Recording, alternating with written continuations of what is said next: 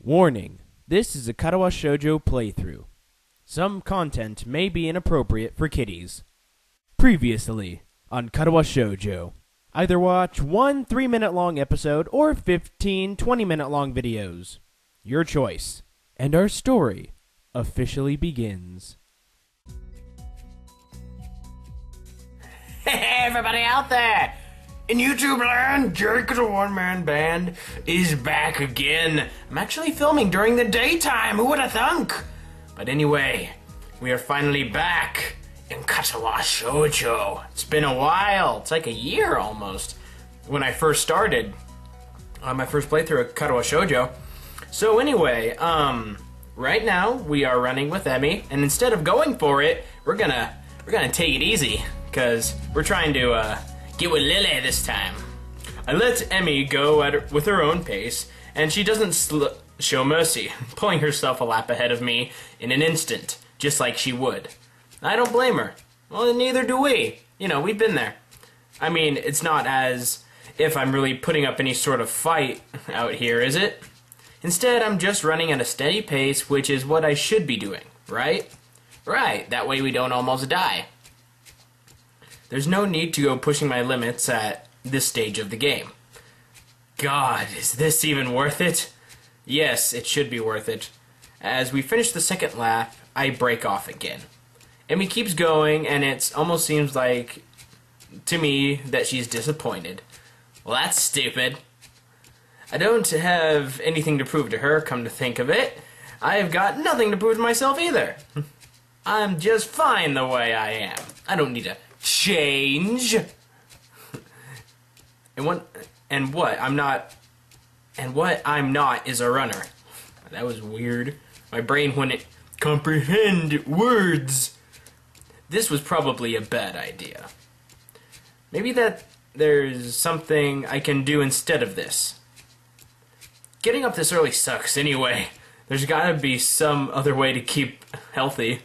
Yeah, I know what getting up early is like. Like when I open at my current job, I have to get up at like 5:30 to get ready. Walking, maybe. Nice afternoon walks. That sounds nice. You can take Lilly with you. It'll be nice and really, really, really nice. And I said nice like 3 times. Yeah, that sounds good. Running isn't for me. I wave to Emi and head back to my room. See ya! Probably won't see ya ever again. I'll think of something else later. Back in my room, the first thing I feel is the familiar row of medication bottles lined up at the top of my dresser, and it makes me depressed as usual. Grabbing pills. It's annoying. I thought I was okay. I thought I had made peace with this thing, gotten over it. And we still got like 3 chapters at least to go, bro, before you get over it. But what I really did, I allowed myself to forget that I have a problem. Being here really reminds me of that reality, and trying to fight against it just hurts. Reflecting on it is only going to do so much. I've done this before, for months. It seems like it's time to get over it. Move on with your life. It's okay. If I allow myself to forget that my life is definitely not going to be as long as those of others, I won't get anywhere. Well, you don't know that. You can live a long, healthy life if you stay healthy and take your medication. What is going on? Freaking. My life may be different from others, but it is a life in progress. Well, everybody's a life in progress. My life is a progress bar. That is a shirt that I want to get.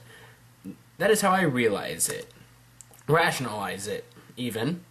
Just like how I can't rationalize how to spell words. I down the usual handful of pills, trying to push the sudden dreary feeling out of my head, and then I prepare to head out to class early, as usual. As I stop in the hallway, I notice Kenji coming around the corner. Yay! Yay! Kenji moment in the first episode. Stealthily making his way over to his room with a large bag, as he sneaks past me soundlessly like a ninja hiding in plain sight. I call to him. Yo, hey! He jumps at the sound of my voice. Oh, hey, man, I didn't notice you there. I'm really tired. And you're also kind of blind, so... I think there's... I just love this music so much. I think it's more like you didn't see me, but that's not the issue. Yeah, that's what I said. Where have you been this early? Shopping? Nah, I wasn't shopping. Sometimes I have to visit the math teacher. Yeah, I figured it would be a good idea to find out when the next exam is, since he tells you in advance if you want. So then, what's in the bag? None of your concern! I thought I'd go shopping while I was outside. Bro, I just asked if you were out shopping. I need supplies to continue the fight against the vast feminist conspiracy.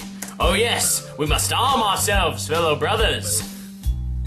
Okay. I thought you didn't go outside. I wear a hat now. Yeah, that's right. Last time we went outside, a bird pooped on him. But now he wears a hat. But he's not wearing a hat.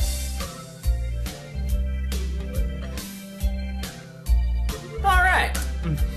An awkward silence settles between us, and then Kenji breaks it by pushing his door open slowly, releasing the creaking sound into the air. That only makes the moment seem more awkward. He sets the bag down inside his room and then closes the door. I'll just put it in my room. Friggin'... Why does it keep doing that? I'm surprised you went out of your way to find out a test date. What? Trying to take advantage of an opportunity to study is pretty diligent. I never study. Kenji, my brother! I don't study either. Well, I didn't study since I'm not in school anymore. Oh. I just wanted to know when the next test day was. I'm still going to take it, duh. I needed to know so I know what day I can't afford to skip class. He usually sends out updates on that crap by phone, so I have to step out and check it out. And why do you have to go out when you can get it on your phone? I don't carry a phone. Yeah, he's a paranoid guy. He doesn't like phones. Paranoid people don't like phones. What do you mean you don't carry a phone? That's today's society. You don't have a cell phone? What are you? You mean you just leave it at home? Nah, I don't use phones. I don't have a phone. Phones? I have no phone. Phones. Why don't you have a phone? How can you not have a phone? No phone at all? No phone? Jeez! Say phone one more time! Say it! I dare you! I double dare you! Say phone just one more time! Phones! Sorry about that. I just don't like phones. Actually, I'm kind of scared of them. I don't know why. I think it has some kind of repressed trauma. But basically, when I hear a phone, I get nervous. It's my darkest secret. Shh. Don't tell anyone. I have two theories on it. Either I have some fear of receiving an undefined, anonymous, life-altering doom call, or I was beaten with a phone in the past. Beaten so badly I can't remember it. Beaten in the head. Well, where else could I get beaten with a phone and that would make me unable to remember it? The ass? Maybe. I mean, is your brain in your ass? Unexpectedly logical. I feel very depressed now, sensing this conversation is more or less over. Kenji opens his door again and prepares to head inside. Yeah, I'm going to sleep, dude. Have a good one. Class is gonna start in like 20 minutes, bro. I already did something today. Too tired to go to school. Hey, you need some lip balm? I accidentally bought 2 because I thought the store was starting to sell individual AA batteries. Why would you just need 1 A battery? Thanks, but no thanks, bro. Whatever, man. Well, that was the thing. I always enjoy the Kenji moments. He swiftly enters his lair, finally letting me go to class. For a change, I am not among the first ones to come to morning class. Instead, almost everyone else seems to be here already. I recognize most of my class, by their faces by now, though their names escape me still. That's like me. I remember your face, but not your name. You're that one guy, yeah. The class goes on lazily, just like every other high school class. I think I'm starting to get into the rhythm of the school. I have even stopped worrying about taking notes and being overly attentive. The first days, I was pretty high-strung in class. Matao finishes his lecture with electricity early, but continues without a pause about the festival. Matao, good to see you again. With your nice unshaven face and flock of seagulls flowing haircut.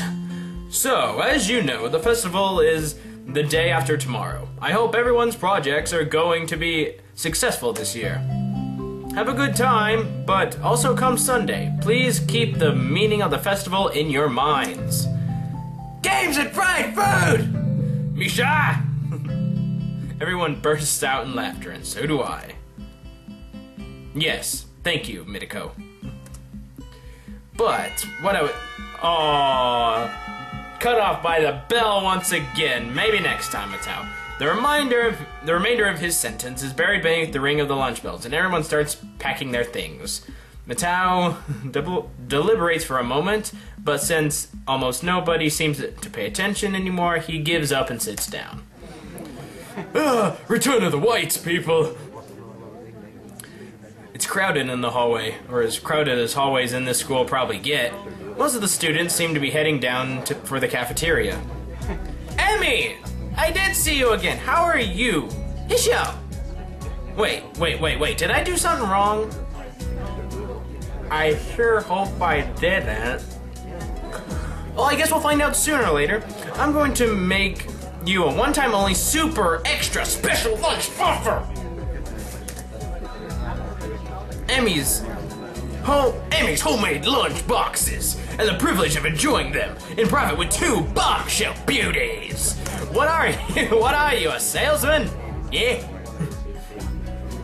Her overly flirtatious sales pitch echoes in the hallway. A remarkable feat since it's full of people. But it's Emi. She's capable of many things. Emi strides a very confident-looking pose, as an attempt to won her own ridiculousness, puffing out her modest chest and making a V for victory sign with her hand. Kawaii! Sounds delicious. To what do I owe the honor of being invited? You stood there looking really lost and sad, so I thought you could use some company. That is probably the most depressing reason ever. We're a very depressing person, though. So how about it? You're probably really lonely and want to eat that awful cafeteria all alone otherwise. I'm kidding. Sure, I'll have your lunch offer with a pleasure. Let's go to the roof. Roof?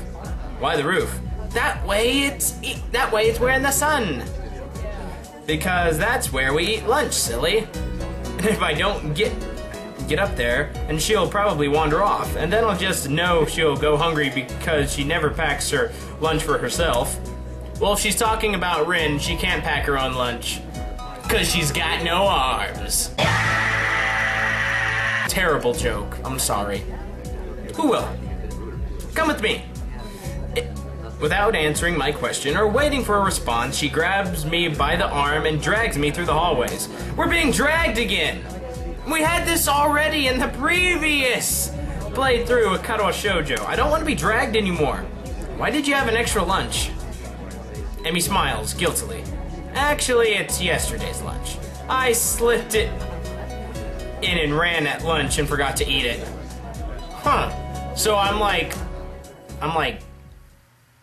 just the garbage disposal. That's all I am. Once again, she's just treating me like a thing instead of a person. Thanks, Emi. Glad to see nothing's changed. Stairway to the rooftop is a little dilapidated, but it's clearly being used recently.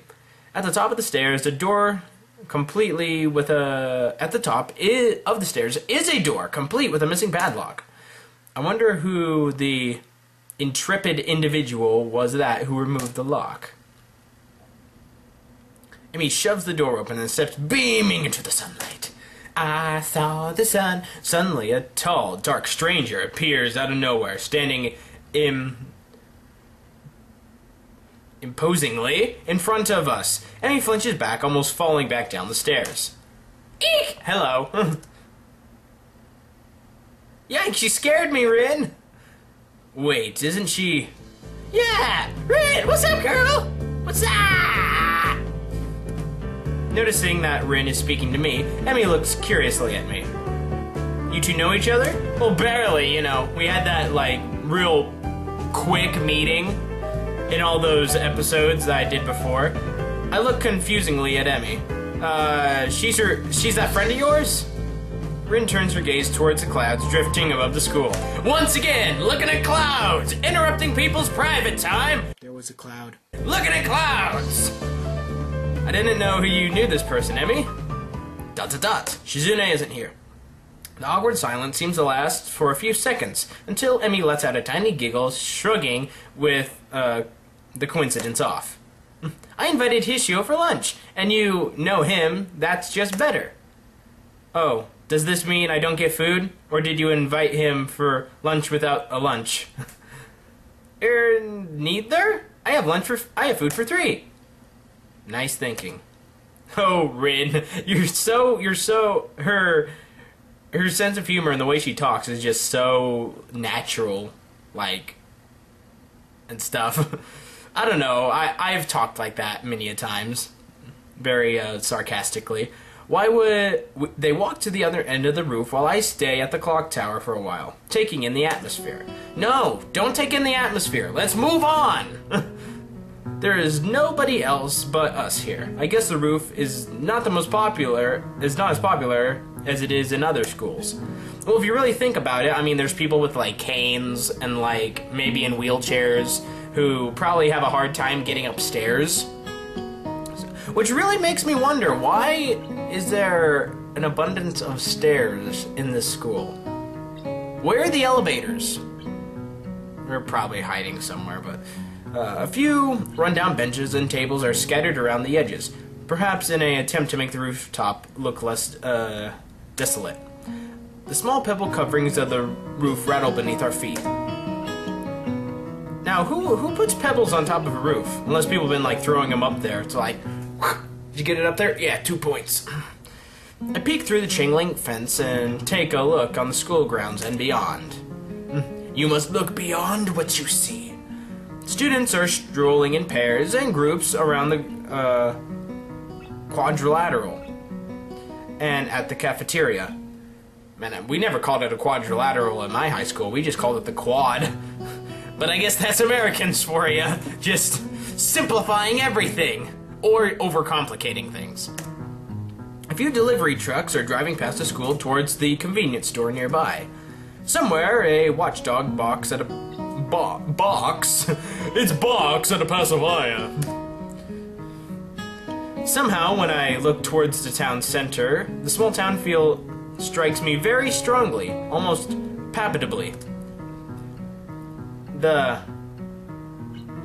hectic lifestyle of big metropolises, basically big cities, seem so far away and foreign here. Nobody has to run to catch a bus, like their life depended on it, or get their senses overloaded by neon lights and traffic jams.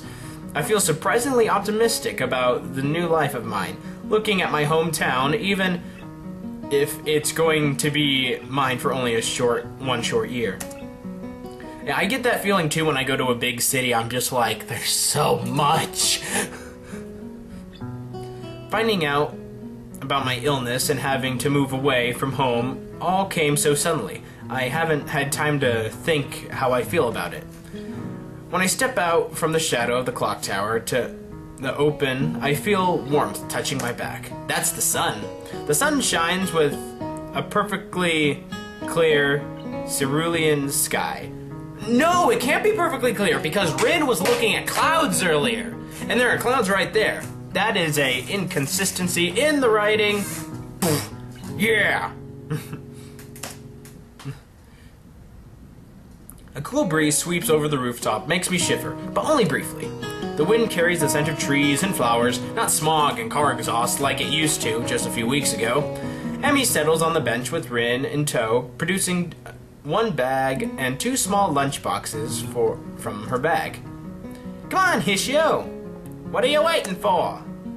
She is beckoning me to join them, making room on the already small bench. Now we're all next to each other, it's all cozy.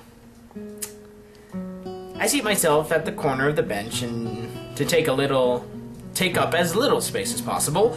It's pretty cramped, but somehow all 3 of us fit on it. Impressive view. Emi suppresses a giggle and places a lunch box.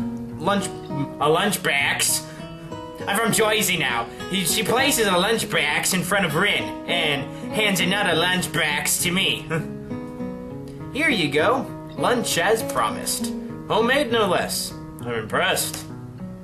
Wow, this looks good. Too bad she doesn't treat us like a person until like the very last episode. Thanks. I make myself when I can. Conversation dies off and I set about the business of feeding myself. Taking a few bites, I glance up and notice Rin deftly opening up the lunchbox and propping a forkful of food into her mouth using only her feet. Yeah, because she's awesome like that. Even though I've seen it before, I can't help but be impressed at her dexterity. I like to see those moves in bed. No, I'm sorry. That was actually quite good. I don't really get those jokes often, but still, it was dirty. It's almost a reminder of a sort of place I am right now. Now, my question is, if this is actually, if I've played this before, am I making all the same jokes? Will I ever get used to the sights such as this? You mean looking at 2 beautiful girls? Yeah, probably. I can't decide if getting used to such a thing would be good or bad, either. Does getting used to a place mean that I've given up being a normal person? Dude, normal doesn't exist! Stop thinking like that. I keep forgetting we're in Act 1 where he's still all depressed. Or does it just mean that I'm becoming more understanding around those around me? I'm distracted from my thoughts by the sight of Emi tearing into her lunch as if it had insulted her ancestors. Like that? You seem pretty hungry. Emi looks up, mouth half full, and swallows before nodding. My morning run always works up an appetite. Plus, you probably have a super high metabolism, so you're just like, gotta eat, gotta eat, gotta eat. Which is great, because then I burn through lunch pretty quickly. Helps me keep my girlish figure. What would happen if you lost it? Would you be a man? Rin! Yes! Yes! Oh, I've missed this so much. I very nearly choke on my lunch trying not to laugh. And then we almost die. Again. It's a figure of speech. Does your figure have to run in the mornings too? Do you two always talk like this? Talk like what? I think that answers my question. Never mind. So, let's try to think of small talk and settle on the obvious question. How's the weather? This is a lot like me when I'm talking with people. How'd you two meet? Rin seems content to let Emi answer that question. Someone in the housing department thought that we'd complement each other well, so we were assigned rooms next to one another. Okay, now, I'm pretty sure I've played this before. Did I do something wrong? I guess I'll just go with it for now. Because maybe it just plays through this, but then later on it changes. Complement each other. Like shoes and a suit. Huh? One has legs, one has arms. You do the math issue. Put us together and we got all our limbs. Get it? Plus an extra torso and an extra head and all those organs. So.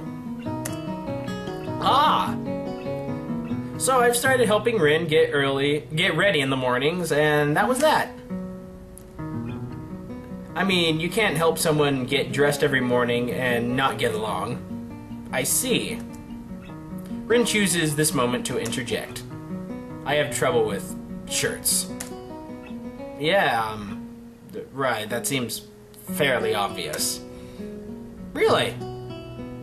Kind of, because the fact that you have no arms, but...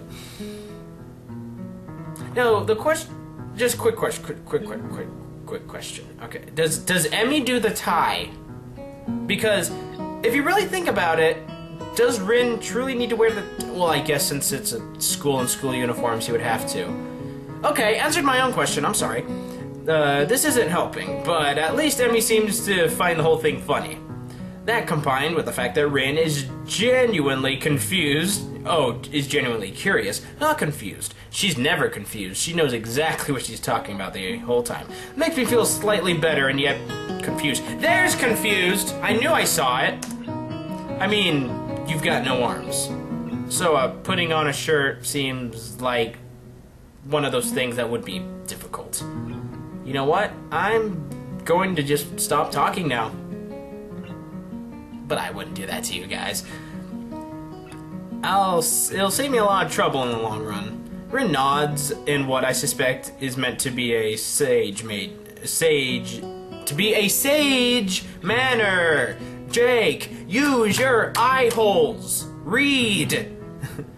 I see. The conversation dies and I turn my attention back to my lunch. It's really quite good. Emi finishes her lunch first and makes a content noise. That was good. As she busies herself with cleaning up lunch, Rin speaks up again. I'm thirsty. Oh, I almost forgot about that. Sorry. With a flourish, she reaches into the bag and removes a trio of juice boxes. Because in Japan, juice boxes just aren't for little kids. They're for everyone. And I don't know about you, but I still drink a butt ton of juice. Yeah, orange juice. Makes you strong! She tosses me one that appears to be cranberry juice. One to Rin that appears to be some kind of strawberry milk. Okay, so she tosses it to Rin. Rin ain't gonna catch it. Well, I guess she could catch it in her lap, but it would just be like... It would just like bounce off her and be like, lap. It's good! Use the backboard. Complete with a pink color scheme, and keeps a equally pink box of some kind of fruit punch for herself. Rin dexterously stabs the straw into the top of the box and begins to drink. Like a boss. I'm once again impressed on how flexible she is, but this time I keep my comment to myself. Somehow I don't think either Emi or Rin are the sort of people that think twice about the way they walk around their particular disabilities. Rin especially so. Well, Rin just don't care. She's just living, man. Instead, she gives off the impersonation of being entirely unaware that she's missing any limbs at all. Whether or not it's a conscious decision is another matter. I'm honestly not sure. So, Hishio, how do you like it up here? It's quite nice, actually. I like high places. For the view. Not for the, thinning of oxygen levels or anything. Thanks for inviting me up here. And for lunch, too. Emi grins at a 1,000-watt grin, pleased by my response. I suggest. No problem. Feel free to eat with us next time, too, okay? I won't make a lunch, but you can bring your own up here. No lunch service? I don't know. It's not a good deal. Emi looks mock offended. Trying to take advantage of my good nature? Yeah? The nerve! She giggles. Well, if that's your answer, I guess Rin and I will just keep eating lunch all alone. I am suddenly assaulted by the most heart-rendering puppy dog eyes I've ever seen as Emi pouts. The puppy dog eyes I can stop. Yeah. I was about to make the same joke that she has puppy dog eyes that can stop wars. And I just did it! Okay. Kidding, I was kidding. I'd love to eat lunch up here again. Good location and the company's okay too. Emi frowns a bit at my decision of okay and seems happy enough that I've accepted her invitation. I guess this makes us friends now. Or at least acquaintances. The lunch bell rings, signaling the return downstairs. Rin, you didn't finish your lunch again! I wasn't that hungry. If you don't eat more, you're going to fade away. Emi shrugs, as if it's an acceptable risk. Come on, we'd better get going. And three of us head down the stairs together. And then Misha's gonna come in and be all like, "Oh, you pimp! Having lunch with two ladies." The afternoon class has passed once again. I find myself without a plan for something to do after school, so I head to the library to return a couple of books I finished reading. Walking inside, I see that there are about as many students here as there were on Tuesday. All the more evident that from the almost total silence enveloping the room. Whoa! Hi, friend Yuko. You totally scared you're the worst jump scare. I mean, other jump scares in horror games don't even get me that bad. But anyway, with that, I'll end the episode here. So, yeah. Like and favorite you've enjoyed, subscribe, of course. We're kinda, replaying a little bit of stuff, I think. But we did make the decision not to run after Emi. So that is definitely a difference. So I'm probably just going to continue, and hopefully we're not replaying the same thing. Because then this video won't even come out to you guys. And so I'll see you next time out there in YouTube land. Be a nice person, tip your waitresses. I'll see you then. Yeah.